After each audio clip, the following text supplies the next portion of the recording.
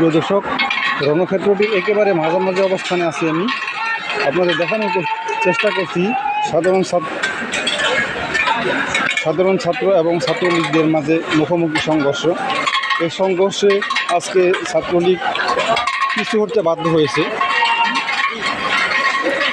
সাধারণ ছাত্রদের মুখে ছাত্রলীগ আজকে পিছু হতে বাধ্য হয়েছে। এই জায়গাটিতে ছাত্রলীগ অবস্থান করছিল। এখান থেকে সাধারণ শিক্ষার্থীদের দাওয়ায় জায়গাটি খালি হয়ে গেছে এবং ছাত্রলীগ পিছু হতে বাধ্য হয়েছে। ছাত্রলীগের মাঝে দেখা গেছে কিছু ছোটো বাচ্চা পোলাপান, সে এই তো সামনে সংঘর্ষ হয়েছিল, সেখান থেকে আহত একজন সাধারণ ছাত্রকে এদিকে নিয়ে আসা হচ্ছে। আমি আপনাকে ভিডিওটির মাধ্যমে দেখানোর চেষ্টা করছি। এই তো এই সামনে যেহেতু সংঘর্ষ হচ্ছে, সেখান থেকে একটু পর একজন করে আহত ছাত্র এদিকে আসতেছে। কিন্তু সেই ভাইটিকে আহত হয়েছে, আহত সেই ভাইটিকে নিয়ে যাওয়া হচ্ছে।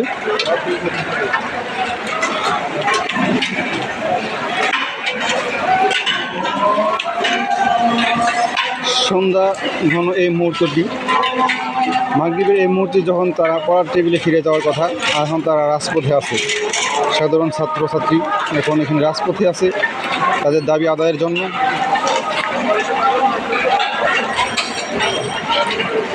ঘটছে আজকে উল্টোটা, যে সন্ধ্যা নামলে বাবা মা ছাত্রছাত্রীদের ঘরে ফিরতে বলে, টেবিলে বসতে বলে, আর এই সন্ধ্যার সময়টাতে তারা রাজপথে অবস্থান নিয়েছে তাদের দাবি আদায়ের জন্য। তাদের এই যৌক্তিক দাবি আদায়ের জন্য তারা রাজপথে আছে বলছে।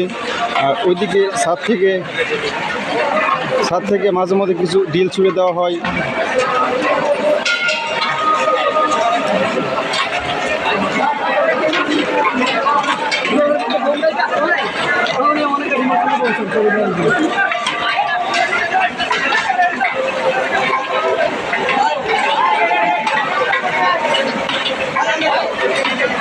এই তো একজন ভাইকে দেখতে পাচ্ছেন পিছনে আঘাত পেয়েছে।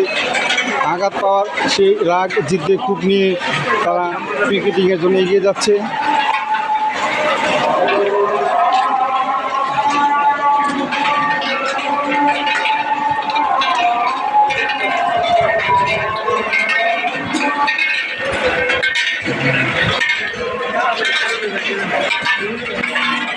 যারা ফিরে আসছে দেখতে পাচ্ছেন আন্দোলনরত ছাত্ররা তারা আসলে ছাত্রলীগকে ধাওয়া করে ফিরে আসতেছে। ছাত্রলীগকে ধাওয়া করে তার সীমানা ছাড়া করে ওই পারে রেখে চলে আসলো। অনেকটাই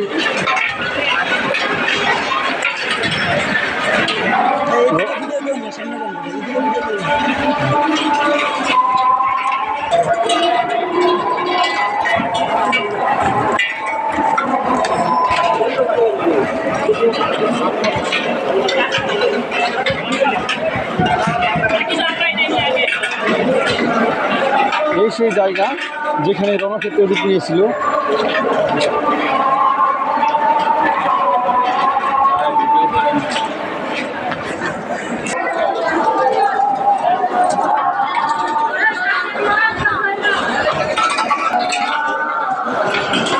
এই জায়গাটিতে ছাত্রলীগ অবস্থান করছিল, এখন পিছপা হয়েছে।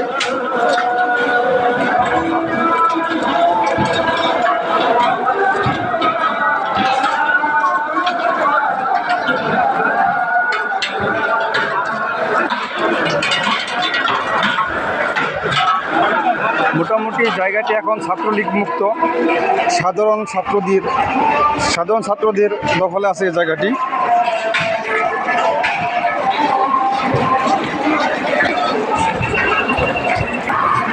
ঢাকা কলেজের এই জায়গাটিতে আবারও শুরু হয়েছে দেখতে পাচ্ছেন।